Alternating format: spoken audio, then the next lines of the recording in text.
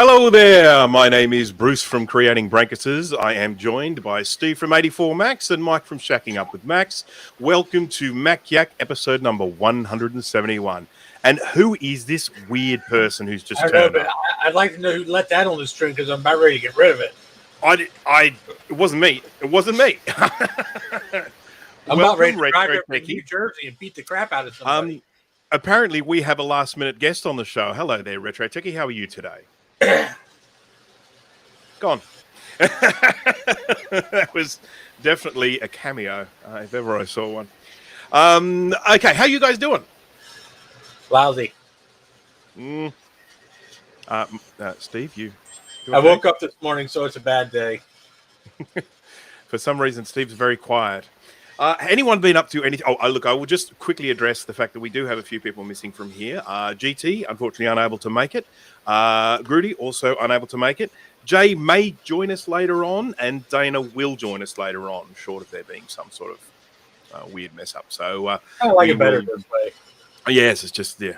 I mean, it's just such a cozy show like this. Steve can't say anything. Steve can't hear anything. So it's just me and you, Bruce. So I say we just kick Steve out and just. I am curious about this because we were talking to Steve prior to the show. Steve can't keep anything working right. No. There's something is definitely broken there. Now he's disappeared altogether. Been up to anything interesting, Mike? Just make something up if you haven't. Well, actually, I have been modifying this IBM PS2 behind me, but I'm kind of at an impasse right now because I'm waiting for somebody to help me out with a hard drive. Some poor bald guy over in New Jersey is supposed to be helping me out, but by the time that happens, I could be dead. So, whoever inherits my computer collection might have a half-finished PS2 on their hands. What's the modification? You're saying you're modifying it? What are you modifying So these computers initially came with something called a direct bus attached hard drive. It's a proprietary hard drive only used by these computers and only in, I think, 5 models. And they are pretty they unobtainium in working condition. This one actually does work. The one that's in here. Is that work. Like the one I have? Yeah. Okay. But they only came in the maximum size was 120 megs. Okay. And they're like unobtainium. And so I'm switching over to SCSI. I'm going to eat up one of my expansions. I only have 2 expansion slots. So I'm going to eat up one of my expansion slots with a SCSI card and convert this machine to SCSI. And Steve said something about maybe giving me some solid state hard drive solution. Yes. So I got a blue SCSI that's going to be heading your way. I just need Kai Robinson gave me a board and all the doodads. I just need the little SD card part. So I have the part number. I just got to order it, and it's yours. Assuming it works. We don't know if it'll work on your IBM. It kind of worked on mine, but yeah. Well, I'll look at it this way: if it doesn't work on the IBM, I have a Classic 2. It can work in. How's that? There you go.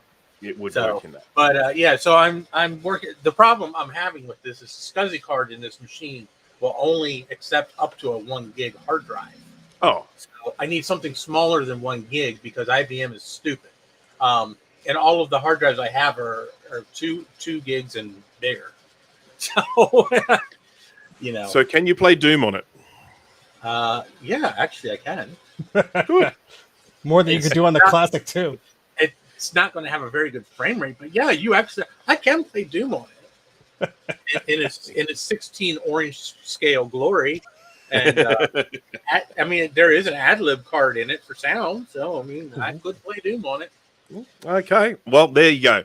The challenge is there, and I expect to see a YouTube video on it. Oh, you will. And how about you, Steve? You been up to anything interesting lately? Acquiring questionable printers on eBay. Yeah, well, we know that. Fixing questionable logic boards on YouTube. So fixing in the past tense, so that 840 AV is fixed? No, the process continues. Okay. My internet took a dump as soon as I was getting into the groove of it, and I had to stop. Sorry, fixing is actually present tense, not past tense. So well, sorry. Well, this is what I get when I joined. But I did get something cool in the mail that I overpaid for that I'm archiving the heck out of. after the show.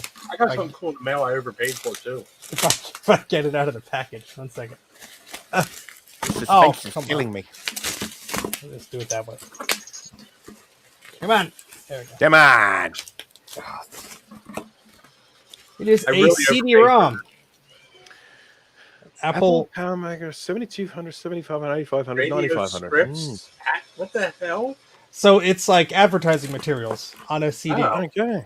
Way Wow. overpaid for this. Thankfully, the shipping was free, but I couldn't find it anywhere else. So we're Mister, gonna I won't pay more archive than the hell out of $50 for a computer. I'll pay $400 for a CD though, It's sealed. Let's hope it's not cracked. or $120 for a wooden Newton.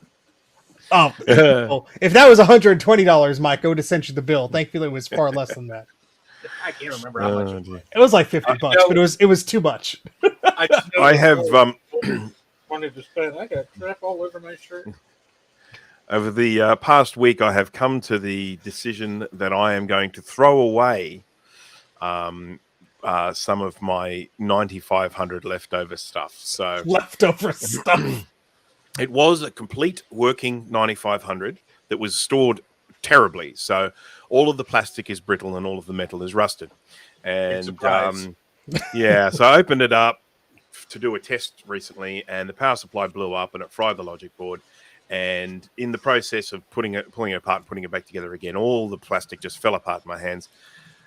So I had decided that I'm going to take off the front bezels because I've got one good bezel, and I'm going to throw the rest away. I'll keep the power supply because I might be able to repair it. I'll keep the logic board because I might be able to repair it. And But I am going to throw the pile of plastic into you're going to the get trash. a little pin, Make sure and you're you going to keep the push process. out.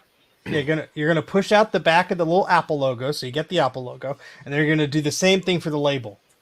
I might end up taking that whole front plastic piece. Oh yeah, off. save that. Yeah. The rest is garbage. Yeah, but yeah, there really is nothing else on it that I can really see any value in keeping. So, yeah, so it's been sitting in the back seat of my car waiting to go to storage for the past 3 weeks, and it's been everywhere with me. And I've decided no, it's been rattling around in the back of the car for so long. I decided no, it's time to go. It is definitely time to go. Is that the one with the metal screws on the edge? Keep the metal screws. eBay. Yeah. Good job. They're captive screws, so Oh, I might yeah. have to Oh, you yank can something. you can get them out. All you have to do is, I always just use like a pair of pliers to pry them out a little bit while I'm turning them. They Okay. do come out. They come out. They'll unscrew. The plastic will break before. Yeah, I'm going to say the plastic probably said, brother. Yeah. If you try to unscrew them, you'll probably destroy the plastic even more. It's so disheartening, when you're pulling these things apart and they're just collapsing in your hand. I mean, Yeah. it's yeah, pretty it's much awful. what my 8550 did. It just Mm. disintegrated on me, and that was actually in use, but the Mm. machine just started disintegrating. Yeah, Uh, that's really I think- frustrating. If I remember, I think I gave Steve the parts for it. Yeah, I you mean, gave me. everything worked. Yeah. It was a fine machine. It's just the case disintegrated. Yeah, and So- it just can't be helped. I might put all the pieces of plastic into a bag and put it up on eBay. Hey, there you go. Portable Macintosh. All right. Well, we actually have a jam-packed show tonight. We got news and topics coming out of our ears. So I am just going to launch straight into it. We'll start off with a news. So iOS security update. This is one that's come out, and I think Jay would have liked to have talked about this one, but there Too was late. some sort of security flaw that Apple became aware of that impacts, I think, on all devices, desktop, mobiles, the whole thing. And so they have basically said to everyone, go and update it. And I definitely plan to. So Yeah, it's one of those things gets circled around the news. Even my dad called me during a stream. He was like, "Oh, I have a question. I'm hearing all about the Apple security thing. What do I have to do? Is your phone updated? Yes. You don't have to do anything." yeah. So, I mean, look, they jumped on it. No one is immune to these sorts of things, and I'm glad they did it. But that's just to everyone out there that if the computer's nagging you to update it, my recommendation is go and do it. because it is a significant security flaw that I think allows people to take complete control of your devices or something Yeah, like that. it actually allows somebody to run a malicious to root into your computer or your phone and run malicious code in the background and capture data. It's a pretty serious hole. So it's definitely not something you want to be screwing around with and waiting. So Adam has a question, and I'm going to just bring this up here. What happens to iPads and 10-year-old Macs that can't take the update? Are we just screwed? Yep. No, I have no idea. The problem is I don't think it's an issue on the older machines. I think this is something fairly recent. I think this is something that was introduced with a software update, and nobody caught it until something happened, or somebody they actually have people going in and like testing, like pen testing this stuff, in the field to find these problems. So I have a feeling since it wasn't found until very recently, I have a feeling that this problem was introduced with a software update. Okay. Yep. Fair enough. So yeah. Anyhow, get it done, folks. Get it done. What else have we got? Apple has expanded their DIY repair program to include the MacBook Pro and MacBook Air. Is the program any good? Yeah, so this is something where Jay probably needs to comment on this. There's been a lot said about this program. Where'd it go? I am sharing the manual now. I had the website open, and I want to share. My browser has blocked your screen. What the? No, I was just doing it. Ah. Yeah, we saw it. It was there. I saw it. Hello, Prada. Hold on. So yeah, people now. 4 people. Yeah, let's. So yeah, those who aren't aware of it, Apple has started up a like a service program where you can actually buy parts and stuff like that at, I believe, reasonable prices.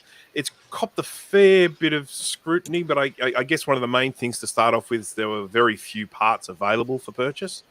And is this it? This is the manual. So this is the manual that Apple gives you, and people like us, one of our first things is, they don't tell you, how to component test or remove components, and that's not what Apple has ever done, and that's not what you should expect. These manuals are written for idiots. Well, the manual is written for what Apple does, which is replace parts, not components. Yeah, this is not a new thing, and it's not something unique to Apple. I mean, if you, no one really does component level repairs, and there are very good reasons for that. It's too expensive. To be honest with you, all the service manuals since the beginning of time, they'll tell you how to check things. They'll say, check this on this, see if this has voltage. If this doesn't, replace logic board. Yeah, or that's replace right. analog board. Exactly. Or replace CPU card. There's no unsolder the CPU from the card, replaced with new 604E CPU of the correct speed. That doesn't happen. Yeah, this is exactly right. And that's, look, I mean, I guess it's nice that Apple is making an effort. We know that they still have a very long way to go in order for them to properly have this kind of green company, image that they like to give themselves. One thing, of course, is the way devices can get bricked if they're not unlocked by the owner, and we've made lots of suggestions about how we think that could be handled better. But for the moment, there are a lot of devices that have just become doorstops because they have been sold or they have been given away, and they've been given away iCloud locked, and there is absolutely nothing you can do about getting them unlocked. Yeah. You can't notify the original owner. There's nothing. All you can do is, if you have some proof of purchase that it is yours, you can contact Apple and they will potentially unlock it for you if your proof of purchase is valid. But other than that, the original proof of purchase. Yeah, so that's how it is. So as I say, until Apple does something about that, I'm still not happy to call them a green company, but making these sorts of things available for people to service computers is a start. It's a good start. Yeah, and having a manual there that it tells you how to properly open the machine is nice because although 90% of the iFixit guides that I go to are okay, you'll find a doozy once in a while where it's like step 1, remove back. Step 3 is like, okay, you're done. It's like, wait, no, I can't get this to unhinge or remove correctly. So it's, it's a bit crazy with the tools that they officially make you use and all this stuff, but Apple's going to do it their way. So, well, I had a very frustrating situation recently with replacing the battery of an iPod Touch. That there was simply no guide in there for replacing the battery. And the reason for that is that the battery is actually soldered on. It needs to be desoldered and resoldered. Now, okay, that's not something for your everyday user, but the battery is still technically replaceable. And for them to just not include a guide at all, just because they've deemed it to be too difficult, I wasn't particularly pleased with that. So I'm happy with them putting all sorts of warnings up saying, this involves soldering, risks involved, blah, blah, blah, blah, but anyway. Yeah, but they don't do component stuff, but anywho. Okay, so moving along to the next news item, Mac OS Ventura on the Classic Mac Pro update. The dev team has successfully implemented legacy Metal GPU acceleration for GCN1 Tahiti, as used in the 2013 Mac Pro and the Radeon 7950 and Kepler. While that's a great achievement, any news is irrelevant without AVX2 emulation, which will take a very long time if it ever happens. That means those of us with 5.1 and 6.1 Mac Pros are still no closer to running Ventura than when it was announced. So, not really much more to comment on that, I suppose. Not surprising at all. Yeah, I mean, I will be amazed if they can get Ventura running on an old Mac Pro. I mean, I think they've done an amazing job for us to get as far as we have. But now, come on, where's Jay? Jay's in the chat, but he's not in the show. Well, I think Monterey is showing itself as being a solid release, and if that's the last one that is released on these legacy machines, at least that'll last a little bit while longer because you're also hitting the point of developers probably not going to be coding for Intel for too much longer. Yeah. So you'll fall off that cliff eventually, either if it's a hardware or a software thing. I had sorry. Oh, I was going to say, if we have Monterey running on these machines, that is right, Monterey. That's the latest one. Okay. Monterey. That'll give us, I'm going to conservatively say 4 years. I mean, you can run it longer, but, I ran Mojave for 4 years. And I only, just this week, upgraded to Big Sur simply because my apps just weren't updating anymore. Yeah. And I do use one particular productivity suite that I do want to keep up to date. I'm not going to mention the name because Jay will flame me till the end of time. But AppleWorks. I would never flame anyone over AppleWorks. So, but Microsoft Office quit updating. So sorry, that was me to update. So, Bruce is getting trigger happy. I was just going to adjust your microphone and accidentally removed you from the stream. So sorry about that. See how it is. You missed 20 minutes of the show and then you're out. Yeah. Now, I discovered something interesting recently with Monterey. I installed it on my 2012 Mac Mini i7, reasonably capable little machine, certainly from a CPU perspective, if not from a GPU. And I obviously used OpenCore. It all went perfectly. There were no post-install updates, which basically means that Monterey just, worked perfectly on it. But it was having problems with Bluetooth. So I have a little Logitech Bluetooth keyboard. It's a great little thing. Backlit screen and everything. Backlit keys, sorry. And all of a sudden, the little Bluetooth thing in the activity monitor was using 100 and something percent CPU.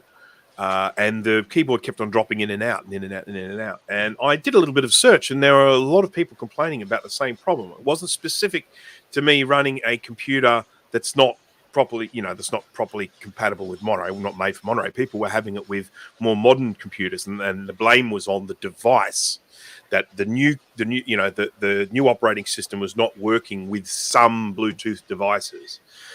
Some were okay. Some were creating this problem with the CPU usage going up into up to like 200% just for the Bluetooth side of things. And sure enough, as soon as I went back onto Big Sur, that problem went away. And it was fine. So just a warning for folks. I don't know if anyone else has had that issue, but that was a Bluetooth issue I was having with Monterey. How are you, Jay? Oh, you're quiet. There's no sound. He muted. You muted. Himself. I'm good. Here we go.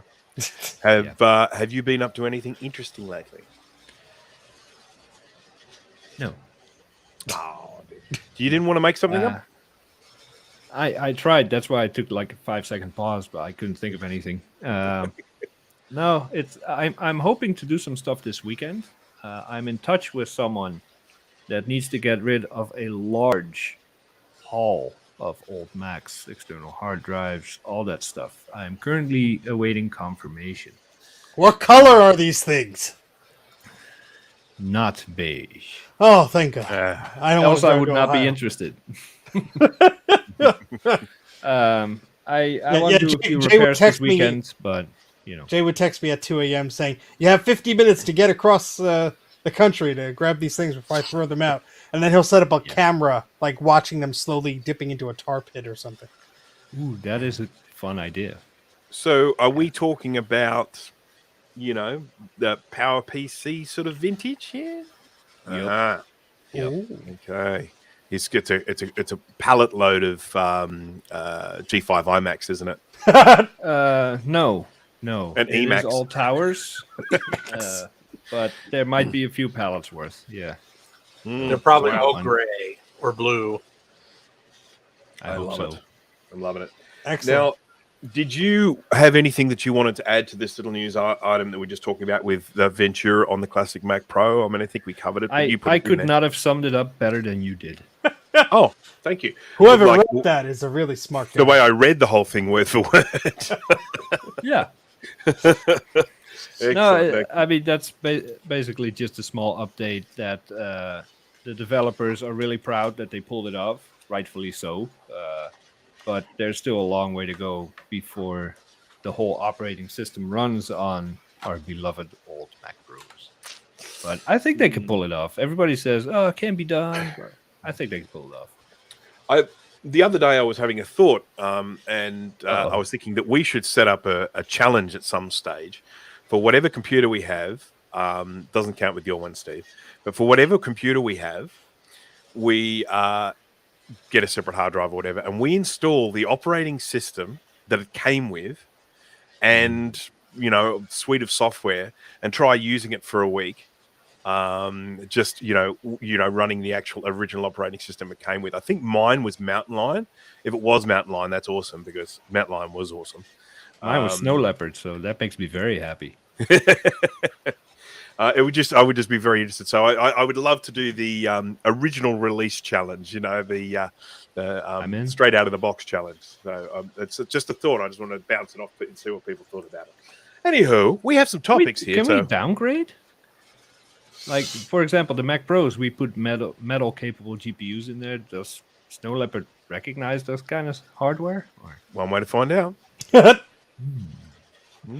Jay dials us in. My house is on fire. I don't know what's going on. There's leopards everywhere. I definitely think it's worth a try. Excuse me while I go. There we go. Those No are one eventful. need to hear that. So we have some topics. So I got to say, all right, guys. Hey. So here's the first topic. Da-da-da-da. It's 7 years since the headphone socket was removed from iPhones. In retrospect, was it a good idea? Damn. No. So I never used mine, so I didn't notice. well, okay. So we've got one that doesn't mind. Steve, you mind? Oh, greatly. Because, I don't know. Wireless headphones are nice and all, but having that jack on an iPhone was very handy. Now, okay, you remove it from the iPhone, I can almost forgive that because space is at a premium, blah blah blah. And yes, Mike still has it on his, but now they've removed it from other devices like the iPad, which makes no freaking sense because Yeah, that is dumb. that was the audio in and out. Truth be told, that's probably dumber than removing it from the phone because Yeah. I think that, especially like on the iPad Pro, professionals have more of a chance of using the headphone jack on that than on a phone. Yeah, well, what I was going to say is it's also input. You know, it was output and input. So you had these adapters Yeah. that let you plug in your musical instruments and stuff. Now, yes, you could do that over USB-C if your iPad has that. But it was like, okay, why remove it from the iPad? There's obviously space in there.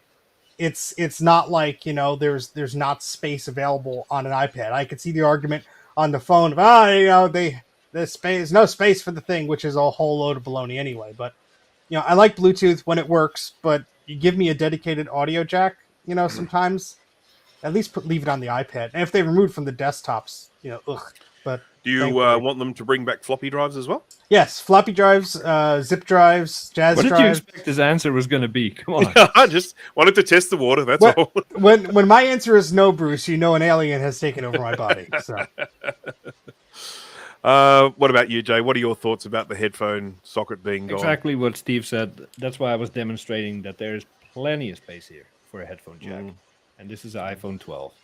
So You Yep. think it's just so that they can sell their little wireless pod thingies? AirPod absolutely. Oh, And guaranteed. the AirPods, I don't personally use them. My wife does. They are quite amazing little products. They work really well. They can enhance your hearing and do all this cool stuff. Noise cancellation. It's really good.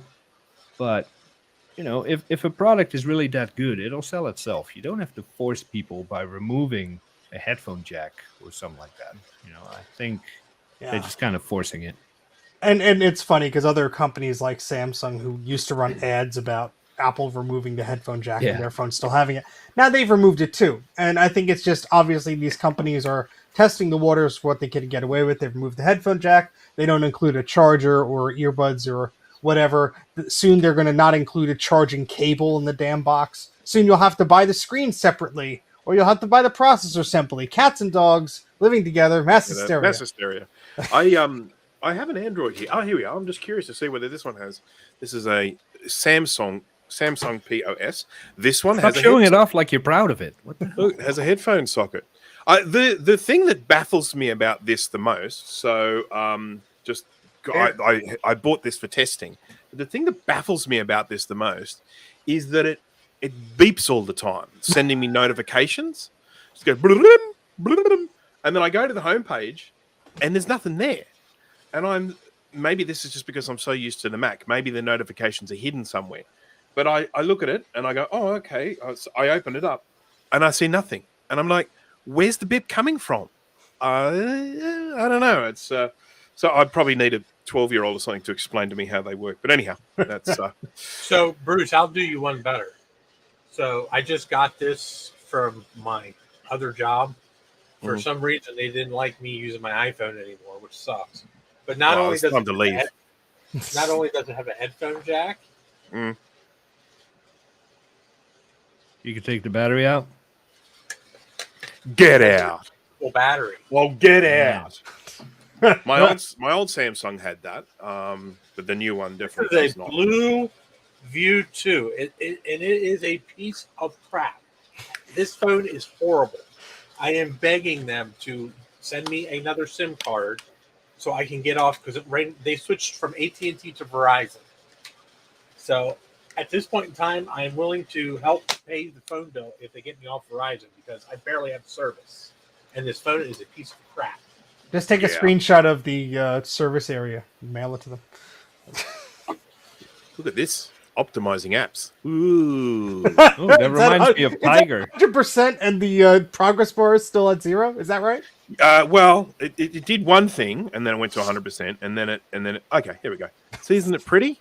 No, it's not. No. I will say though, it is a much closer to iOS experience than my old one was. So, I would say that if you were someone who was having to go one way from one device to the other, it wouldn't be a particularly nasty learning curve. Other than the fact that you have no idea what the beeps are for. It's just beeping all the time. Yeah, so with the if I recall the troubleshooting of my in-laws Android phone, there are all these notifications and like built-in app stuff. Like it'll bing when your service goes, like your cell service is in a greater range. Like it does all these weird things that you would never expect from your an iOS device. But there's like that top menu bar, and you have to sort of like drag it or tap it or sneeze on it, and then it lets you adjust all the things correctly. Okay. It's a weird thing that's not intuitive. I'm sure you could Google it and find a better answer for it. The one thing that drives me bonkers on this is when you go to put in your PIN code to open it up, you have to press the OK key after your numbers. I know that drives me insane. It's just an additional wasted keystroke. It is just so annoying. But anyhow, that's intuitive for you. Well, I'm sure it's like so you do nothing but complain about it. So why do you have it? Because I have to test things on it. Because when I'm building web apps, I have to test them in the Android environment to be doing my due diligence. So it's probably like 5 versions behind on the software too, which doesn't help. Yeah, poopy. Fun time. Okay, so we've pretty much all. I mean, my general feeling about the headphone socket is I don't use it very often, but there are times when I do wish it was there. So I would probably be happy if they still had headphone sockets. So, all in all, we're unhappy with the loss of the headphone socket. Someone's Android phone is making a lot of weird noises. That's mine. That's not mine. Toss that thing out the window. Okay, now, this next topic is one that I set up, and to be honest, I wrote and I thought, this could be a really quick one. It could be one that we even skip over if we want to. But I wanted to talk a little bit about an application referred to as Homebrew. Now, there would be some people in the chat that probably are well aware of Homebrew. Other people may not. So it, as we know, the Macintosh OS is living on top of a Unix environment. What? And if we open up the terminal, you will see that a gateway into that framework. Shush. There we go. I had to figure out how to turn Do Not Disturb on because there's no damn switch on it. Throw it out the window. That's Do Not Disturb. Yeah, that'll do. And so anyhow, when it comes to, there are some applications out there that we know have beautiful graphical user interfaces, and you install them and away you go. But there are other applications out there that just run entirely in that terminal environment. And there are some incredibly powerful applications out there that do that. And one of the reasons why they may not have a graphical user interface is because it makes it a lot easier for them to port from one device to another. So sometimes you might want to install something on your computer that is just in the terminal environment. And sometimes that installation process can get a little bit tricky with, your makes and your make install and all that sort of stuff.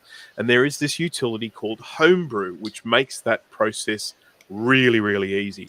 And it's super easy to install as well. If you go to the Homebrew page, they basically have a line of text that you copy. You launch the terminal, you paste it in, you type in your admin password, you walk away and make yourself a cup of tea or something like that, because it does take a while to install. But it goes and does the whole thing. It includes installing the Xcode, what do they call it? Terminal, the Xcode, something, I don't know, parts of Xcode. And then you have this application called Homebrew just sitting there dormantly, running in the background. And then next time when you want to go install something, you can basically just type brew, install, and the name of the thing. Press it, go away and leave it, and then it's installed. And it's a really, really handy thing. So I really should have had a link all queued up, ready for. Oh, look at Jay! There he goes. Jay's got the terminal. So have you got brew there? What happens if you type brew? There we go, and press enter. Nope, I got it. We got to install it. I got it installed. Come on, Jay. Hey, Jay's quiet. All right. Okay. I should mention, for my new job, I just learned some of the terminal stuff, right? And it's all in Bash. Then I finally, for the first time since macOS 10 became a thing, I open up Terminal and it tells me the default interactive shell is now whatever ZSH is, and I had to change it back. So it has a new pronoun. There you go. Okay, so you type What the hell right. happened? Whee! Oh, look at that. So Fixed it. and I would basically say to everyone, I've put a link in the chat there to the Brew website. And as I say, there's that line of code there. If you are in a situation where you're needing to install something, and this could be something like, I don't know, an FTP server or a mail server or, things like that, you can just install them with incredible ease with Homebrew. So if you're not aware of it, it's just a good thing to have running in the background. Things like the Blue SCSI, what was that? Things like the Blue SCSI. If you want to upgrade the firmware on these, you can do that with a USB cable, but you will need to run a little sort of terminal application that has been made by Eric Helgeson, and I'm pretty sure you need to have Homebrew installed before you can run that. So that's just something you want to have. But anyhow, to anyone out there who hasn't got it, I recommend Homebrew is a really good thing to have installed on your computer. Yes, sir, Jay, sir. How often is Brew updated? Like, is it a product that gets patched and updated? Like, what are the risks of installing Brew and then not updating it or patching it for a few years? To my knowledge, now keep in mind that this is this amount of knowledge. To my knowledge, it doesn't present a huge security risk if you weren't to update it, but it is something that is regularly updated. You're more likely to find that it needs to be updated to keep up to date with the things that it's installing. So oftentimes you might go into to install something, and it'll actually go through an update process itself before it then runs the installer to make sure it's up to date. So There you go, Jay. Nice. there you go. Cool. Yeah. So there's no real harm in having it installed, even if you don't have any immediate plans to use it. Yeah, no idea. Yeah, no, it should be okay. I mean, I used to install it to get like the Mac NTFS like plugin and stuff like that, and it's very handy, especially if you have to, like Bruce with that Android device, he'll probably have to install the ADB Android Developer, whatever the heck, just to send files back and forth if he ever has to do that. There's a lot of things that just make that easier if you're doing that. So Will it let me play Unreal Tournament in Monterey?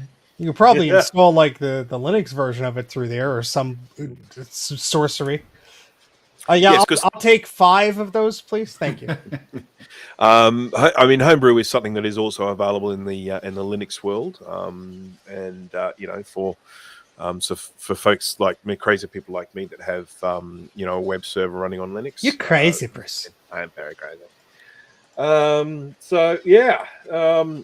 that's pretty much it. I mean, I knew it wasn't going to be a particularly long topic, but I just wanted to mention it because I have recently set up a web server here using MAMP on a Mac Mini, and I had to install Brew to install a few bits and pieces here and there to get it up and running, and I also used it to install Samba on my Linux thing, which enables me to then sort of mount my Linux computer on the desktop here and copy files to and from it. Very handy. Okay. Now, before we go anywhere, I need to say, Dana, hello. Aye. How you been? Right. 100%, Yeah. mate. Yeah, 100%. Yeah, nah. Good, thanks, mate. Yeah, 100%. Have you been up to anything interesting lately? And as I've said to the others, if you haven't, please make something up. I won the lottery. Awesome. Can I have some? Sure. I've got a great investment opportunity. Questions, sure. Yeah. Bruce's Chookcam OnlyFans. That's what he's setting up. So, all right, I guess I better do this. Hang on just a second. So I'll set you up, Bruce. You've been busy setting up a little camera, a little peep show for your little chickens, huh? Let me just see if I can. For the peeps. Let me just see if I can find it. It's an eep show. Eep show. Window. Hold on, let me register that URL. Here we go. Chicken. Got it. I got it. I'm going to share it. You watch me. Oh, shit. Share. Any minute now. Yeah, screen. Yeah, I can do this. Calm down. Come on, like the video, folks. Otherwise, he's never going to do it. Smash the like Yeah. button. You see that? Mhm. No, hang on. You see that? Ah, There it there we is. go. You saw that.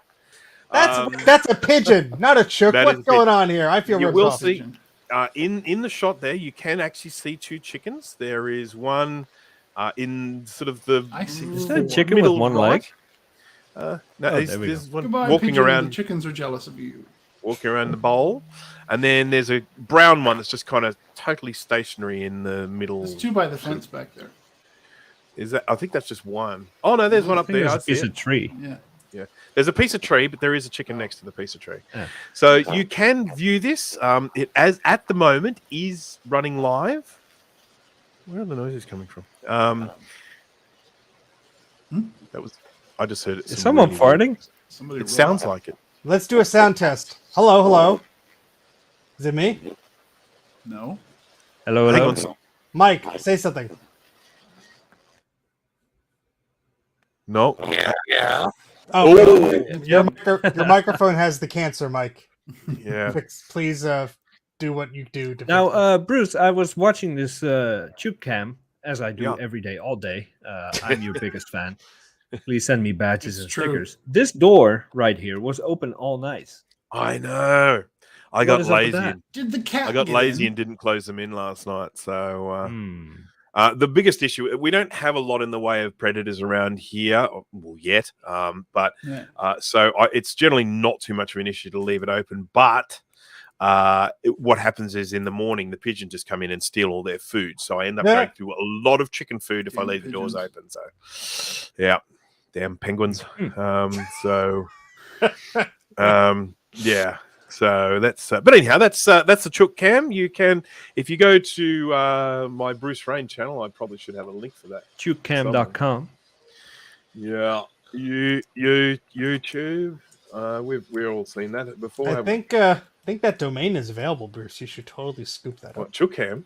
Yeah. Yeah, shouldn't I? Yeah. For, Okay, hang on. No, wait, no, I think it's taken. It's taken. Oh, piffle. And maybe not the .com.au though. I can probably- .net. You could get chookcam.net. There you go. No, I will Not never. anymore. I just registered it. The bidding will start at $10. You want to hear 15? Okay.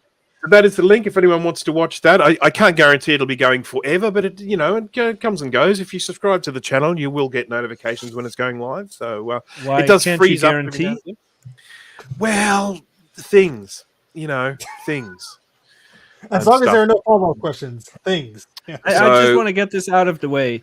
When this idea first came about, as all bad ideas do in the Maciac private chat, I This is asked, the third time. can I commit to this? Can I become a fan and really pour my heart and soul into this? Yes. If you click on that link, you will see that this is called Chupcam 4. So I got Yeah, screwed 3 no. times already. And Yep. there might be more times. So there are a few issues. First of all, it's streaming from the same computer that I do my my actual soldering live streams from, and regrettably, I can't do 2 streams at once from that computer. It's just not at all possible. At the moment, the microphone that's capturing the audio of this is actually in a position that makes it I can't sit at my workshop desk. So I have got some work to do. I want to set up a better microphone that is weatherproof, because at the moment the microphone is not weatherproof, which is why it's set up in the workshop. And I'm going to set up an additional infrared spotlight so that to better illuminate this area during the nighttime. Of course, it's pretty boring at nighttime because they're all asleep. It'd be nice if I could one day actually get a camera in the coop so you could see them having their naps. But yeah, that's maybe a little bit excessive. But anyhow, that's enough. This is enough of this. What I is have one more question. There is a 24/7. There is a staggering amount of whatever the hell falls from that tree. Does it ever end? It just non-stop keeps going. no? It does end. It ends when there are no more to fall off. It's seasonal. It is definitely seasonal. I don't know why it's happening so badly at the moment. They're basically just drying and falling off. We haven't had any bats or anything. Got a so, gang of pigeons there. My goodness. they sort of haven't kind of ripened properly. We've had Oh, no. weird things going on with weather. Get They're those good invading. feathers out of there. They're invading the house. Yep, they're getting in there. Getting in there. Wait, they got. Is there a hole in there? They just like went out. Yeah, there's a hole in there, Oh, okay. dear Liza. Eh. Yeah, Why should is actually there a make- hole in there? They Like, do a why magic bother trick. having a door? Yeah, if there's a hole? exactly, Bruce. Come on, Bruce. No, okay. So this is Oh, the, wait. this is the thing. This is where you say you have a new Patreon just for the Choke Cam to pay for upgrades, right? you can't actually see that where those little pigeons just walked into on the left there is actually an enclosed caged area. So they walked in, but they can't get out other than the way they went in. So when I close that front door, that whole area is closed off. So So if you stuff a cat in there right now and close the door, pigeons are you have definitely no screwed. idea how much I'd like to do that. Okay. I have no idea. I mean, I've actually, I could probably put a big tarp over it and maybe and gas them or something like that. I don't know. I mean, Damn. there's probably laws. There might be laws against that, but what you have to remember is that pigeons are an introduced pest in this country. They don't belong here. They should never have been brought to this country at all. So, although I do not You want guys to, have a real I do. problem with that. Yeah. USA! Yeah. USA! As soon as- when the English arrived here, they said, "Let's bring everything from home, everything." So These toads aren't going to hurt anybody. yeah, that's right. They're the solution. Well, solution- speaking as an introduced pest to this country myself, pests have rights, okay? Yes. Oh yes, don't- I don't want these Not animals to many. suffer. I'm never going to do anything cruel to So you them. At gas the end them? of but well, that just would go be to a sleep. very, very humane way of doing it. I would not. I Well, wouldn't, that's like, it for this show, guys. Thank you very much for. I wouldn't stomp Bruce, on them 12 with my gauge bare would do feet or anything wonders. like that. Sorry, what was that, Mike? I said a 12 gauge would do wonders. It would. They're a little bit hard to get hold of in this country. Well, that's true. I yeah, forgot. well, I forgot. You guys actually have gun laws, unlike here. Wait, is that another? Yeah, What's that object under the? Oh, okay, yeah, it's in the background. So, The how little, many- little guys. How Yeah. many actual birds do you own? Yeah, that's a good question. I own 6 chickens. There are Six, 3 okay. black ones, a white one, a brown one, and a black and gold one. So It's kind of hard to And tell. how many pigeons do you own? A billion. I'm pretty sure they think they are my pets as well. They definitely behave that way. Like Oh, when I you come feed down, they're them? like, "Oh, food, yeah, yeah." It's hard not to feed them. Yeah, what are you going to do? What are you going to do? So, The most anti-pigeon podcast on the internet. yeah. That's I what mean- we're renaming our show to. It just Apparently, rolls none right of off you the guys top. have ever heard of the Higgins pigeon shoot? Let me Oh, look. this pigeon is upset. The brown one? Oh, no, It's- he's not Yeah. upset. That's a Yeah. boy, and he's looking Yeah. to get some.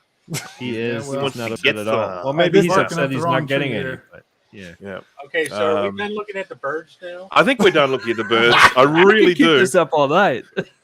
The just in case anyone's wondering how this is on Mac Yak, it is being streamed from a Mac. Okay. Hey, So- the viewers are going up. We have 23 right now.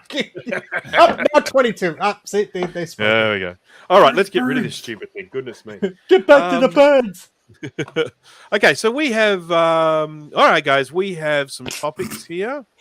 We are moving on to now. This is hopefully a fun little one. I hope people have done their homework on this one, and it is: what is your favorite Oh, OS 10 or iOS tip or trick? And happy for people to put stuff into the chat as well. But what we're talking about is we know we've done ones before where we've talked about tips and tricks. We want one that's like, yeah, this is one I use all the time. It's just a really important Command feature. Shift period. And what does it do, Mike? It does weird things. Way to go. It shows all your hidden files. Yep, this is why we said make sure we have a couple because that was mine. One So of mine too. All right, I'm gonna share my screen with one here to bail you Yep. guys out. because this is a really important one that I think a lot of people don't really know about, and as Mike said, Command Shift period will allow you to see all of the hidden files. If you're not aware of this, in the sort of this hidden Unix environment in the background, if you put a period at the beginning of a file name, it will make it disappear. So, but you can reappear it by pressing Command Option period. Now Alright, you're so- going to make sure we don't get to see any of your porn here. I don't No, want to this see- is no one this wants is to all see that. vintage eBay stuff that I take pictures of, like weird cards and stuff that I find that I can never afford. So, anywho, so the trick I want to show off is if you're opening an app like Preview or TextEdit or any app, and you go to the open dialog box, sometimes it could be a pain in the butt to navigate in your files. You go, oh, you know, where did I put it? Blah blah blah blah blah. However, all you have to do is drag the folder, and boom, Into now- the open dialog. into the Yep. open dialog box, and now you have it right there. So I could do that again, and boom, Mm-hmm. you just easily select that.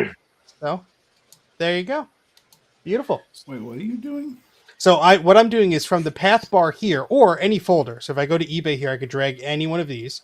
I just drag that into the open window, and now instead of navigating using this window, it's just dragging it in. So I'm in Preview here. So How about you know, it? I click open, and then it opens this. So there you go. So, can I X your question? Of course. Can you also do the Command Option period just so that we can demonstrate to people what it looks like? Sure. For you, Bruce, anything. Awesome. I did it and it beeped at me. So that's Well- not it. That's the wrong command. Command It's shift period. command. Oh, Shift, yeah. well, Bruce said option. Well, I Well, have no, that's. I have was no just, you know, hidden folders here. I have to go to like here. Just or go to something. your main hard drive. Yeah. There you go. There you There you go. go. Look at all those things. There's the ETC folder and the bin folder and the var folder, all of that crazy Unix stuff. So, yeah. Use it's with pretty cool. care. Indeed, but very, very, very handy at times, you know, in particular if you're trying to find your way to things that you think, I know it's here somewhere. You can just do that. So very, very important tip, that one there. So that was Mike's.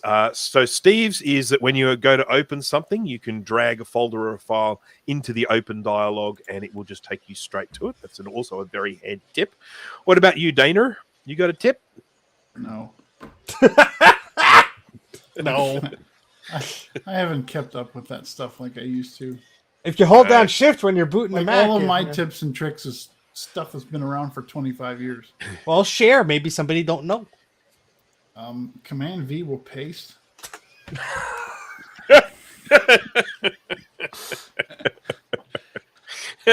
All right, You know guys. what though? You know what I like to do, and this is probably pretty common knowledge, but the dock preferences. I don't like. I used to like it, the genie effect, where your window goes. I don't like that because it's too slow. So I changed it to the scale effect, and Windows just Open they're gone. core. Hmm? Hardware acceleration. Open core. It's time. If your No, genie they is go slow, they go the same speed they always have when you do the genie effect, but the scale just goes. They're gone. Yeah, there's no animation. It's just this boop. Yeah. Cool. oh, that was fantastic. I'm going to share something and just show my little tip. And again, this is for the folks here who do a little bit of the old, you know, Unix Saroonies stuff, you know. Witchcraft. You know, getting into the little bit of the terminal side of things there. So anyhow, I've got the terminal window open here. And I've got a text window here. Now, this works with text. This works with any text editor, but it does not work with a rich text editor. It must be plain text. So if you are in Or text edit and you go up to the file menu and then you select, where is it? You select RTF. make plain text. Make plain text. So you have it as a plain text. So I know this is your situation. You're here in Unix and you're needing to navigate to somewhere because you've put your file in your applications or something, and you're like, CD, you know, you might like be a bit of ls double l, okay, and you have a look at your directory in here and all that, and then you think, oh, where is this place I'm going to? Well, look at this. You want to go to it? I got a little folder here. I want to navigate my way to this application. I want to say here CD, and then I can just drag this file onto this window, and it will put the whole path There's the path with all the little slashes and everything in there to escape the spaces and stuff. And I can go to that there. Shebang-a-bang. Awesome. So that, as I say, works in a text editor as well, that if you drag it into there, it will just bring the whole path there. It doesn't escape the spaces, but it will escape the spaces if you do it in the terminal. So that's just a really handy little, sort of little tip there if you're wanting to get the full path, the absolute path of something. Can I build on your tip? Can you share that again? The screen? Nope. Come on. No, I just unshared it. It's gone. Disappeared. No, it's not here anymore. All right. I have one that I use. I just thought of it. I use Spotlight to do metric conversions. Oh yeah, because that was a big feature in. If you just type, like, say somebody's like 5'6", and you want to know what that is in centimeters, it'll automatically show you, all the different conversions. And that was something that Spotlight did, and then the conversion widget did. So yeah, I mean not Spotlight, Sherlock. When I said Spotlight? No, I'm sorry. I meant Sherlock. Sherlock did that. Oh, well, you're interrupting my tip. I'm sorry. I'm just saying. I like your tip, and it's a good one. And I'm gonna stop this sentence because that sounded weird. I like Yeah. That's cool. I never knew you could do that. See, I learned something. Yay! So, So, Bruce, if you open up a Finder window with non-offensive contents, that'll be a bit of a trick. Hang on, just bear with me a sec. Oh, goodness me. Ooh. Okay. God, didn't even know they could get into that position. This is sick. those chooks, they get up to all. Yeah, that Chook camera's now X-rated. You got to watch out. Okay, yep, go ahead. All right, and now hit Command Option P. Command Option P.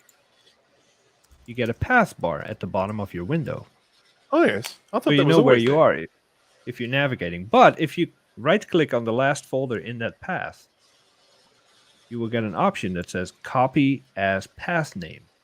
Oh, that's And it's so kinda- cool. The complicated way of doing what you did with the drag and drop, but if you're ever in a situation where you can drag and drop, you can quickly get copy and paste the path name. I like it. I like it. Okay. Oh, well, there we go. That Any does more? not count as one of my tips because that was just adding on to your tip. Yep. Okay. Well, fair enough. Do you have more tips, Jay? Do you have tips? You have tips. You have lots of tips. Oh man, I got tons. This is not a people are tip. lucky. This is just something that since I started using Windblows, I appreciate a lot more. How damn easy it is to take a screenshot on a Mac. Yeah. What And the for print those- button doesn't work for For you? those that have never done it before, it's Shift Command 3 takes a full screen screenshot. If you have Shift multiple Command screens, 4, It takes if you have multiple all of your screens, it screens, takes a one shot of each screen. So Yep. Shift That's Command the one 4 that's been lets you around draw for a years. window. Mhm. Shift Command 4 and then Spacebar lets you highlight an existing window, take a screenshot of that. And I believe since Big Sur or Catalina, Shift Command 5 lets you do a video recording of your screen. Ooh. Really cool. You can and I've can do a always video recording underappreciated that. if you're using an older operating system, you can do a video recording with QuickTime Player, of course. Yeah. And it's also worth mentioning that when you do the Shift Command 4 and then press the space bar to highlight a window and capture it, it captures the shadow around the edges as well in transparency mode. So if you then wanted to take that window and superimpose it on something, some artwork you're doing, I mean, I generally do instruction manuals and things like that. And so you can take a shot of a window and then you can plonk it onto a different background or something like that, and that shadow will be maintained. It's very, very nifty. Hey, I Jay, want to my- address that comment real quick. Print screen, and then what? Then you have to open up Paint, paste it, and then save it to a file. No, That's you the have to most save it stupid as thing. a 24 megabyte BMP. That's what. You Oh have to man, do.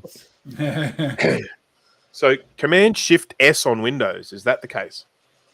I don't know. Yes, command. Yeah, that's no. There's that stupid snipping tool, but every time you click on it, it's like, oh, where do you want to save the file? You want to rename it? Oh, no, Untitled is already used. You gotta change. It's like just it's put it in a Microsoft library. Kirby's revenge.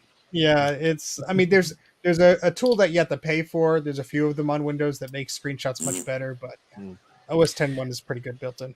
I mean, I for years, Apple has been able to do screen snap with I was Shift going to say, Apple Command 3. Shift 3 has been around since Yeah. I want to say about System 7. Yeah, and I can remember being in situations in the past where, when dealing with Windows people and saying, "Oh, can you send me a screen snap of that?" And it's like, "Oh, how do I do that?" And it's like, "Well, I can tell you how it's done on a Mac, but I couldn't tell you how it's done on Windows." And of course, I just didn't realize how obscenely difficult it was with earlier versions of Windows. So Didn't I OS can 9 pick up have Command Shift 4? Yeah, What? yeah. I think 8 had it, or 8.6. Started with 8. Okay. kind of fire I've up my honestly emulator. been using it so long I don't even remember. Oh, I don't- wanted to show another one. So, sorry, you keep going on. I'm going to get it ready. Okay, well, I have a list of favorite tips or tricks, and I'll just list 4 of them because we can't really show them, but they're all really convenient. First, target disk mode. I know Apple did away with it, but it's the most amazing thing ever. Option clicking something, anything random on the Mac will usually reveal a hidden menu or some kind of cool diagnostic thing. Like if you option click the Wi-Fi in your toolbar, cool stuff pops up. Really? It's really nifty. Doing it now. Oh, look at that. Yeah. Open wireless diagnostics, is that it? Yeah, and that happens all over the operating system. Option booting. Bluetooth does it You know, too. select your startup disk. How cool is that? Coolest thing ever. And finally, all the different boot modes. Command R, recovery. Command Shift R, I believe, is internet recovery. And it's not really a trick. How about it? But it's just stuff I learned to appreciate since I started using that garbage. Oh, wow. I have Dropbox, and even Dropbox toolbar, and the toolbar does it. It doesn't bring up that ugly white window. It actually brings up a menu where you can Oh, my. skip right to things. Neat. It's Oh, I'm neat. checking. I'm checking out stuff. All right, I'm gonna show you my tip. This is on it's on iOS. So here I am with notes, but it'll work in pretty much any app that deals with text. So I have a very important note here. But let's say while I'm editing this note, I want to fix the typing or a typo or text or something. So I could either use my finger and I could do it this way, which is like or if I hold down the space bar, now where I'm touching on the bottom where the keys are hidden, Yeah. that's now a trackpad. And I I use can that. move the cursor around and I could say, up, that's where I want to do it. And I could do that. And then if I do it again, I could do that. And I could just move it around. So just a little handy thing. Unfortunately, Apple removed the way we were all used to. And you sort of had to learn that on your own, which was a pain in the butt. But now you know how to do it. So again, just hold down the space bar, the keys go away, and you can move it around. It doesn't work in all the apps, but it works in a few of them. That is nifty. Yeah, it is indeed. Okay, so I think are we all tipped and tricked out? I have one more if no one else does. Go! If I can find my phone. Hold on. Hold on. Use mine. I'm- Yeah, use my Android. Dana, what does your cat have a tip to share? All right. So grab your phone. If you have the latest iOS, open up the camera. Wait, And what? this is going to be really I hard. didn't bring my phone. But let me see if I can do this. So I have. Whoa, this is hard. I have a thing back there with text on it, right? Oh yeah, it'll see the. You double zoom click. in, and a little bubble appears there. Yeah. This is really hard. Hold on. What the hell? I'm showing something. All right, take it away. Thunder has just been stolen. He's talking, Hey, but I someone can't do hear it. him. No, he's Steve's All right, there you go. I was just joking. I didn't know what the heck you were doing. Sorry. No, that's it. Now in the bottom Oh, the right, text guy. you got that little text thingy. Yeah. press the bubble. That went away because I zoomed in. It got confused. Excuse me. There we go. Yeah. Yeah. Press the bubble. I pressed it. Oh, there! Look at There. that. Look at that. Okay, and usually in that little menu. Oh, come on. Try it on I'm some actual trying to get a text. better one. Worst demo There. ever. There you go. Yeah. All right, now hit the little triangle thingy next to look up, and you have translate. And you can translate any language to any language Fancy. without even having to take a photo. So when you're traveling and you're at a street sign or, careful biohazard, usually there's a symbol that that comes with that, but you're like, oh, I should not enter this street. There's a biohazard. You can just keep going. Very cool. While you have that phone there, can I show you another quick little tip? Sure. There, Steve. Concerned. Can you just press and hold down anywhere in that? Just press and hold. Just tap and hold down anywhere. Okay, see that up the top? AEAF lock. What you've done is you've locked the exposure.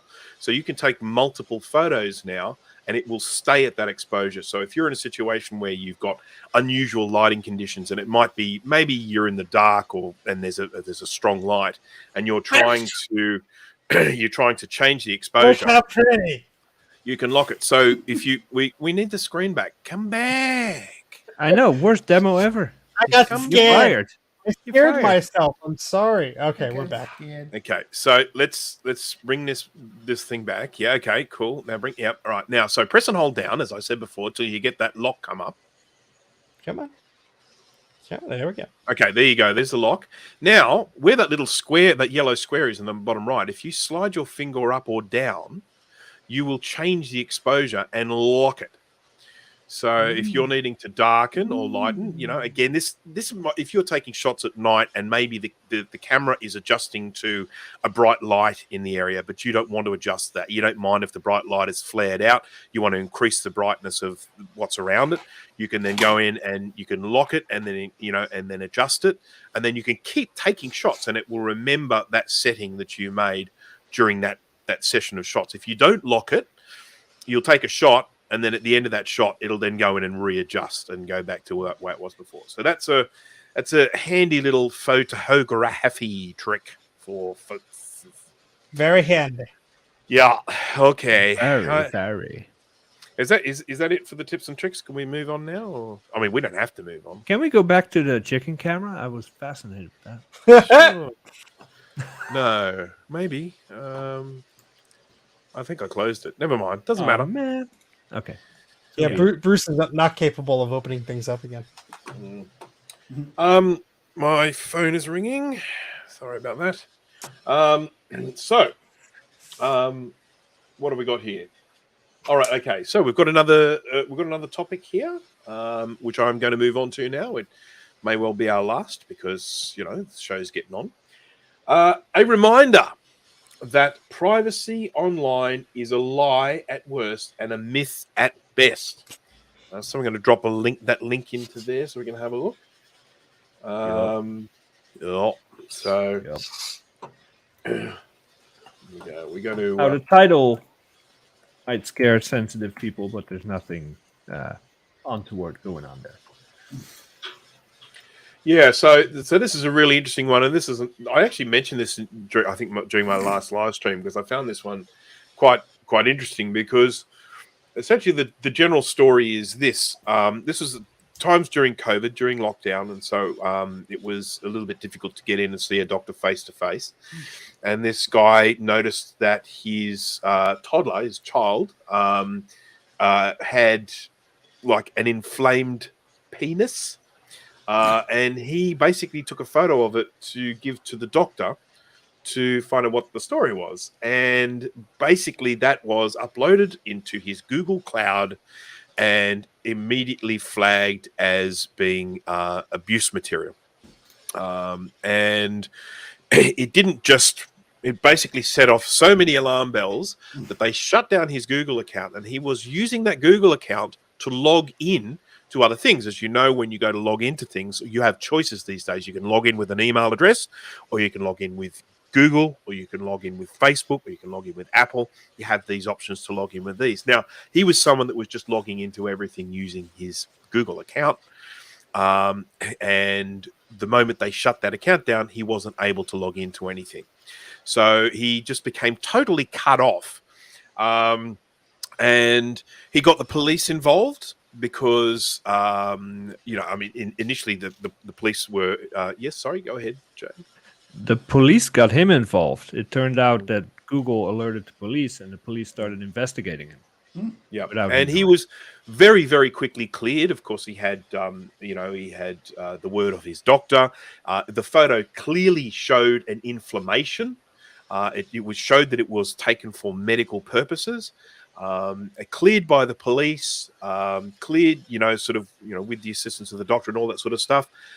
Even with that information going back to Google, they did not go back on their decision. They kept his account locked, and he was when I read the article, and I read it a little while ago, at the time that article was written, he still had not had his account reactivated. Maybe he has now, but he hadn't had it reactivated at that time. So,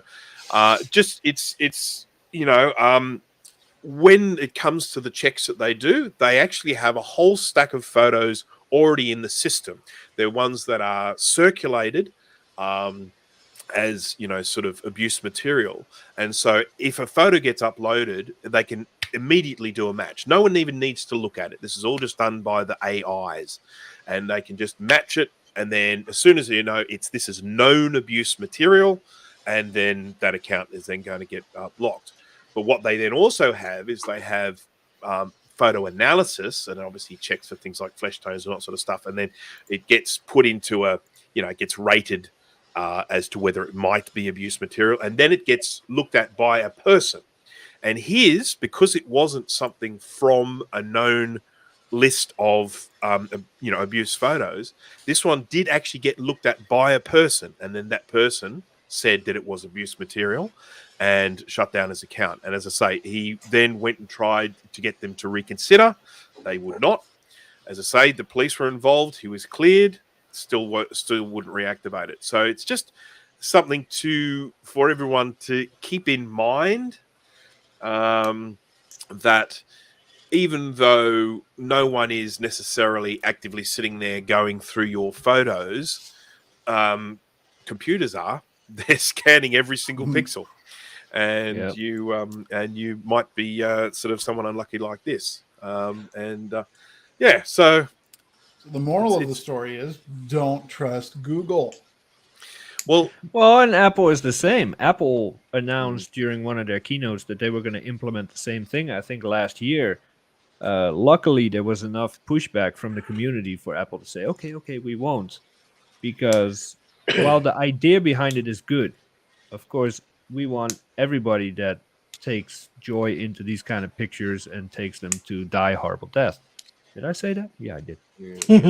But to find that material, the user sacrifices some kind of privacy, whether it's by an AI going through it or something being flagged and being looked at by another human. And since this story broke, a lot more people have come forward that have been dealing with the same thing, but they didn't come forward because they didn't want it to hurt their reputation. So it's a real issue. And like they say, the cloud is just someone else's computer. If you want control over your own pictures, videos, text, whatever, keep it local. I mean, there's a reason I'm sitting on 50 terabytes of hard drives here. I keep everything local. Yeah, I mean, I have not ever uploaded any photos into the cloud. It's not because I'm scared of anything that I upload getting lost or flagged or something like that. It's just simply because I have just always been someone that has kind of worked within my own, sort of kind of, what would you call it, ecosystem. That's just the way I've always worked. Yes, I have offsite backups, but I've never actually uploaded any photos to the cloud. Yeah, I think one of these issues is there's a context that is lost, during these scenarios. Obviously, there was a very good reason why that person was communicating with their doctor and sharing that photograph. There is no context for someone other than that person and the doctor to understand why that was happening. And without that context, you're not getting the full picture and you're not making an informed decision. The same thing could happen to any of us. I have pictures of our pets and they have a bloody mess on them because they gnawed at themselves or whatever. if you look at that, you'd say, oh, this person's abusing an animal or something like that, where that's obviously not the case if you understood the context of it. So it is very troubling. You know, obviously there are nefarious people out there who do terrible things, and you know that stuff is absolutely horrible, and you don't want to allow that. And a company like Apple or Google has a huge market share in these mobile devices, and they could do something to help deter that. But that has to be done very carefully. And I sincerely hope that a situation like this would make those companies really take a very close look about how to implement such features and their processes were going. So, and, you know, if there is, you know, a mistake, there needs to be a transparent method for them to actually take, you know, appropriate action. They have to be held accountable for this, because that person is now, you know, I guess in some situations they could put damages on Google. I mean, yeah, Google probably has something in their EULA, their license agreement, that says, oh yeah, you can't do this if this happens or whatever. It's only 1,200 pages. Exactly. It's in there somewhere. But, you know, it's one of those things where that person's life is impacted. They probably have all their banking crap and all that. Like, I mean, I forget a password for one site and it's a pain in the butt to go and reset it. I can't imagine doing that for everything. I mean, that sucks. There is clearly a breakdown in the steps after this. So, okay, so they've got all of this technology and people in there to try and stop, you know, this abuse material from circulating. That's great. It's commendable. Okay, good. They're trying to do right by the world by having this sort of stuff in place. We're catching bad guys. Yay, good on us. Once they have done their bit and they've said, okay, look, we've found this abuse material. We've alerted the police. Look at how good we are. We've done this. There's a complete lack of process after that. Should it actually turn out like this, that it was perfectly innocent, and that person has been proven innocent, you know, what do you need to do in order for Google to say, you know what, we were wrong, you were right, we're going to reactivate everything? Well, it seems that even if you have the police and the doctor on your side, that's still not enough. And that to me is a massive breakdown in this process they have. They've got a process that takes you to this point here and then goes no further. Yeah. And to me, that's something that they have got to sort out, because, you know, we do have a legal system that says you're innocent until proven guilty. And they are clearly saying guilty until proven innocent. And even then, if you prove yourself innocent, we still may not listen to you. Yeah. And it's one of these things that's also happening to a lesser, you know, life and death scenario type thing, you know, with your social media stuff like YouTube. You know, I upload videos or my channel gets flagged or someone, you know, goes after us. We knew a guy who had a YouTube channel that, you know, was taken down mysteriously, and they looked into it and YouTube was like, oh no, yeah, that's why, because you violated the whatever. And there was no details about that. Whereas, you know, if a human actually looked into that and said, oh, okay, yeah, I don't see what's wrong here, let's, you know, fix this up. You know, they have to step up to the plate there and fix that issue. And unfortunately, because of the volume of issues and users that are having their data removed or locked or whatever, I mean, I don't think that will ever be a human first type interaction, that you're going to have to go through hell to get that back. But unfortunately, like, people are sort of accepting that that's the norm, and that's stupid. I don't like that, because if you take away a revenue stream from YouTube or Twitch or whatever, that's impacting someone, especially if your robot made a mistake. Own up to it, fix the mistake, and let people move on with their lives. I'm definitely in agreement with Chris on that one, that whenever I go in and create an account, I always just use it with an email and password, rather than using the APIs that link in with things like Facebook and Gmail and Apple and all that sort of stuff. There's a definite convenience with logging in with those. You just click a button and then you say approve, and away you go. But I've just always done it with an email address, and really something like this kind of validates doing it that way. It means that you do have control over your accounts, rather than someone else having control over your accounts. Now, slight off topic here. How many people that are into these kind of, let's say, looking at chickens is illegal, okay? I'm like, ooh, Bruce, I got a picture of this chicken. Gotta see it. If it's illegal, how stupid am I if I'm going to text it to you? Somebody mute Mike. Thank you. Like, you know, it's illegal. You know, if you send a picture of a chicken, Google or Apple, whoever's going to have you. So you do it through, I don't even know how you would do it, but you're not going to text it. So is this really an issue? Well, How you know, many look, people are stupid enough to do it? I think at the end of the day, we're not necessarily talking about geniuses here, but there is something else as well, and this is something that I read about. Probably a few years ago now. There's this article talking about these sorts of shady folks that we're referring to, and one of the really big problems that occurs with these people's names, their type starts with the P, is that a lot of them don't actually think they're doing anything wrong. And so it's all very well for us to look at it and go, that is wrong. Our moral compasses say doing something like that is wrong.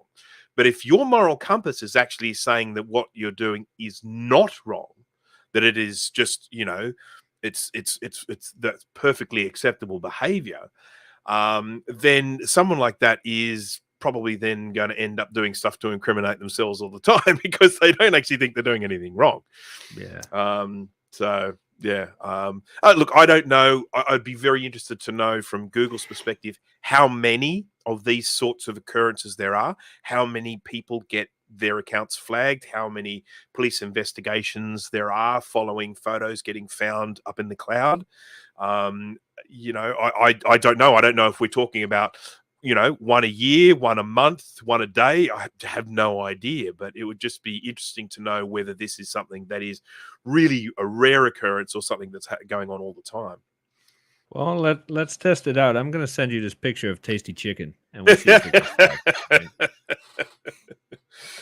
right? Dear, yes. Well, thankfully, you know, photos of chickens aren't actually illegal, so that's good because I think my YouTube account might get shut down if they were. Only Australian chickens. That's the current law, as I understand it. Okay, so have we done this one to death? Are we going to move on, or? Yeah, I think we can move on. So Bruce, when are you streaming next? I think that's what the audience wants to know. Well, it's an interesting thing. Sorry, we seem to have jumped into a different part of this segment, but never mind. I am actually doing an appearance at an event tomorrow. And by appearance, I'm doing a recapping demonstration. Now, I probably won't have an opportunity to live stream it. I think it will just be logistically a little bit too difficult, but I will be recording some footage. Where I am going is to the Australian Computer Museum Society headquarters. This is something that is open to folks, but you will have to pay to go in. But if you do pay to go in, it actually also pays for 3 months membership to the Australian Computer Museum Society. So if you are Australian and you are in Sydney, tomorrow there is this event there. It's called, what do you call it? Crozfest, I think, because it's in a suburb called Croydon, so it's Crozfest. And it's basically a group of nerds that get together and talk about vintage computers.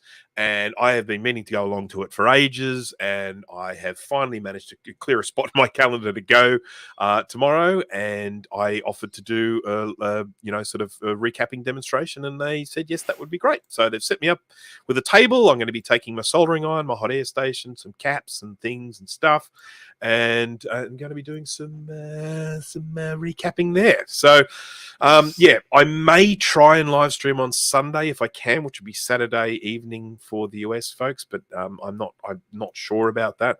But I will probably be releasing a video, and of course, when I go to the Australian Computer Museum Society, I will also take some footage of some of the amazing things they have there. They've got lots of vintage computers and manuals and absolutely fantastic stuff. So I'm hoping to film a bit of that and then chuck a little bit of a video together, help promote the society there. That'd be awesome. Are we going to see the Australian version of Jav outside on a bench, retrobiting stuff? Yeah, maybe. You could well. I mean, no, it's not going to be like that. It's going to be a much smaller little thing. I mean, there'll probably be only half a dozen, maybe a dozen people there at most. So it's not going to be like a great big event like the one that Javier was at and Ron and that. But it's as I say, the main thing about the place is that they've just got some really cool stuff. So it was a society set up to try and preserve all of this old equipment. And so when there are companies that might have old equipment they're getting rid of, they get in touch with the Australian Computer Museum Society and say, look, we want this stuff preserved. Can we give it to you? And they get hold of it. And and they've got amazing stuff. I mean, just mountains of documentation and sort of lots of really amazing stuff. They've got some of those big old computers that have the spinning tape on the front there. So I'm hoping they might even be able to get one of those fired That's up. cool. We'll see. So I suspect that no one who watches the show will be able to make it, because I don't think there is anyone here in Sydney. I'm not even sure if anyone here is in Sydney, but if you are, come along and check Bruce out will pay for your dinner. if you check out the Australian Computer Museum Society on Facebook, you'll get information about it there. So there.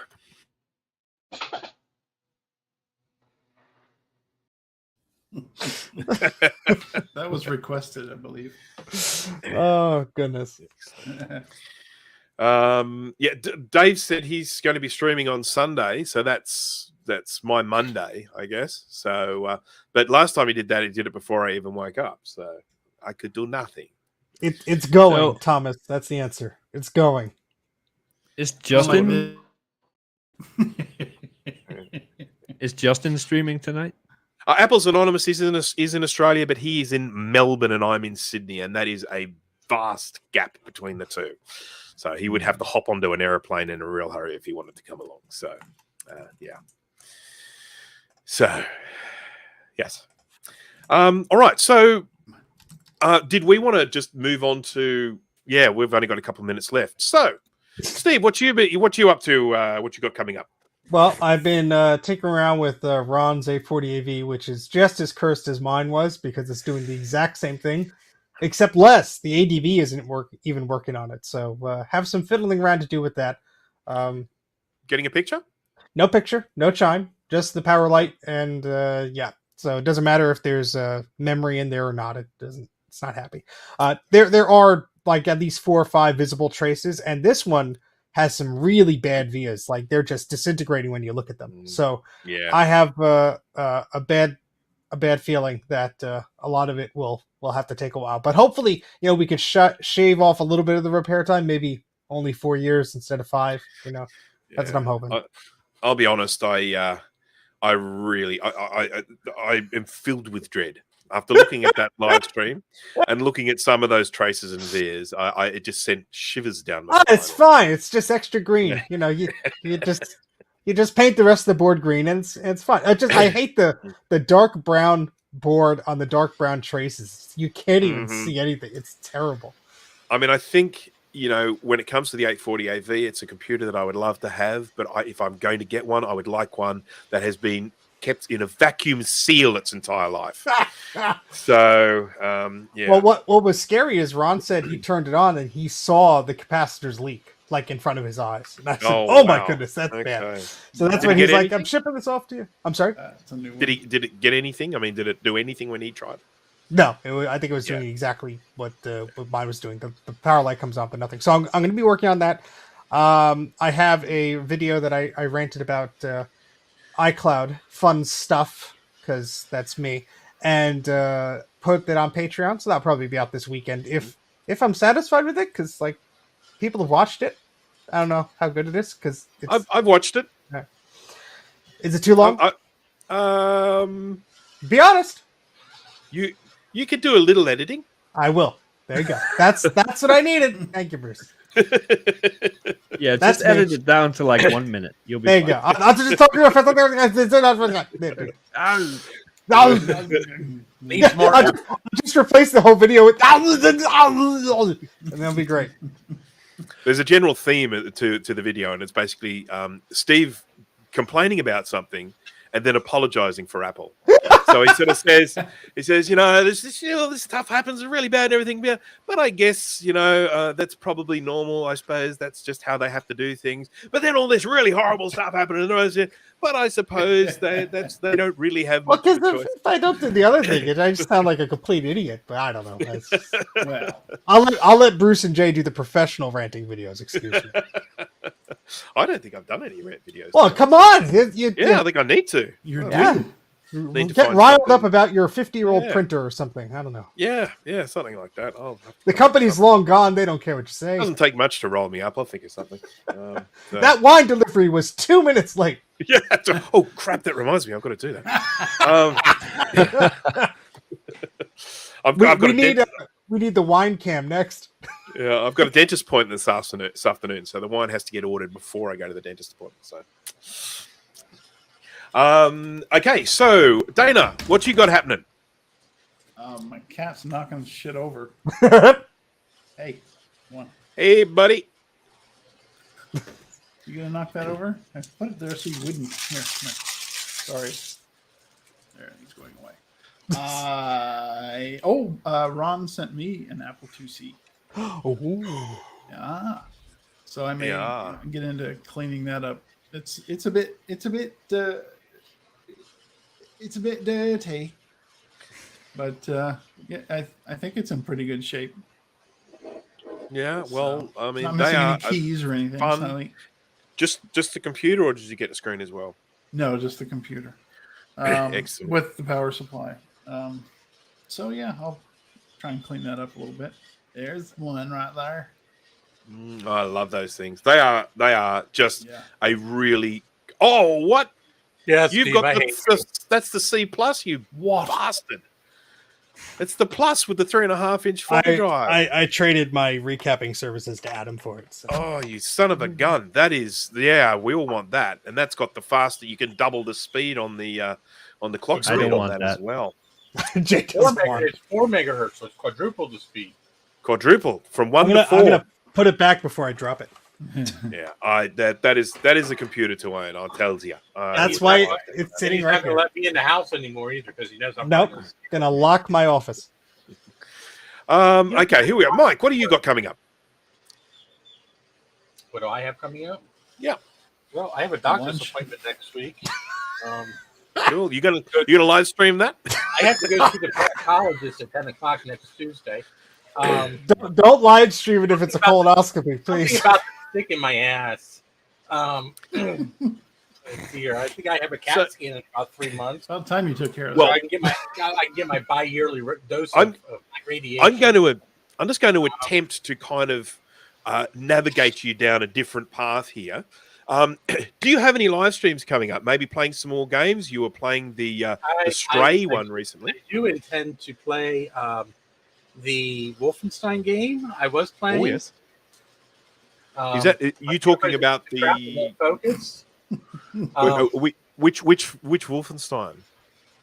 Well, it's a mod for Doom. It's actually called Wings yes, of Liberty. okay. I played I think 6 levels of it, Awesome. and I don't know how many more I have to go, but I do want to play that.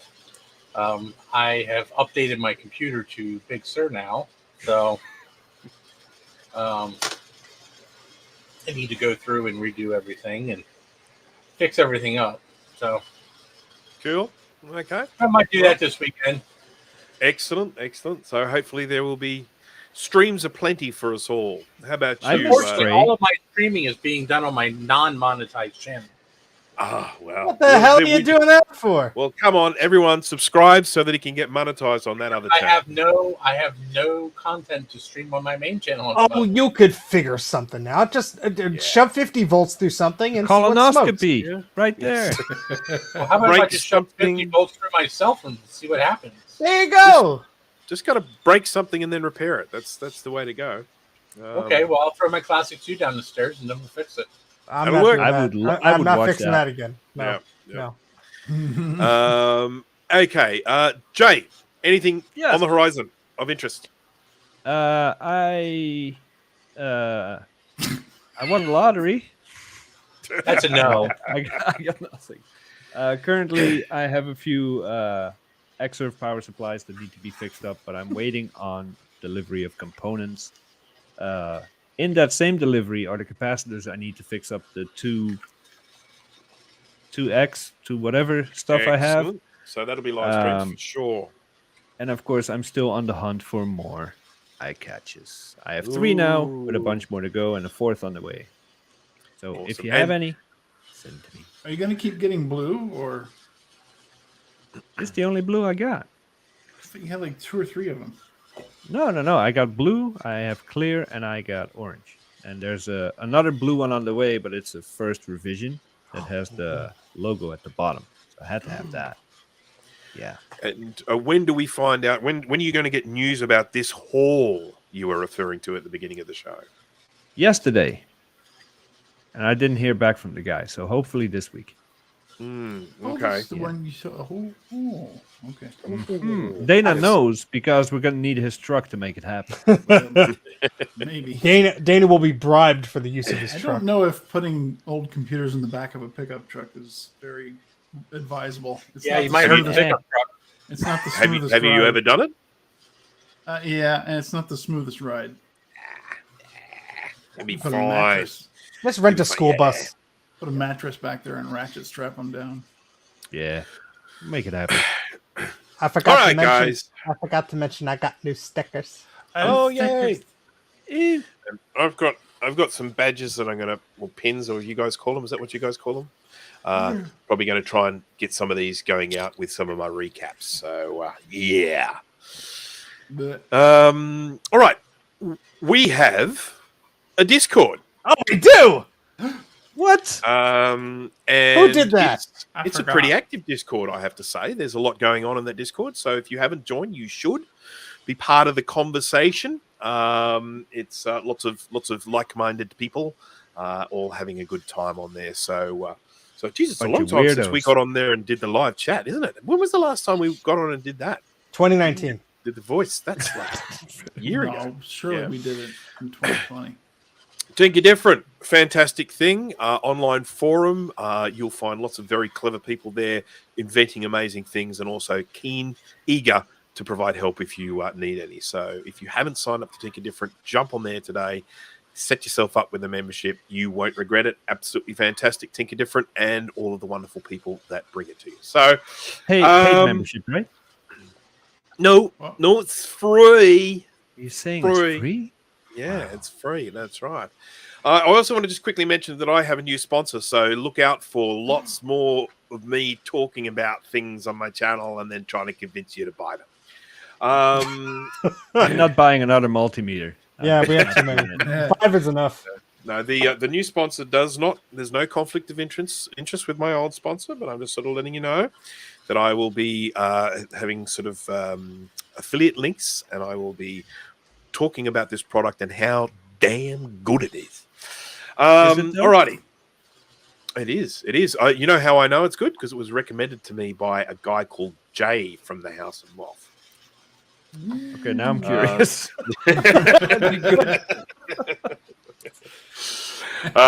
No, it's not PCB Way, but PCB Way is also another one of my sponsors. But I just haven't had a chance to do any pre-recorded videos to talk about them lately. So anyhow, all right. So we're going to wrap it up now, folks. No, it's not a one sponsor. Oh, that'd be so That'd be good. though. That's a match made in heaven. I'll tell you. If I could get that happening, it'd be awesome. Francis creation. yeah, you know. Smash that like button. We're gonna solder this capacitor onto the. Oops. Yeah. So, how are you? Okay. Alrighty, so we're going to finish the stream up, folks. So remember, check out our Discord. We will be on in 2 weeks' time. That's also referred to as a fortnight. Start using the word; it's a great one. And thank you guys for your time. Thank you everyone for watching, and we will see you at the next one. So, bye. What are you doing? Ding, ding, ding, ding.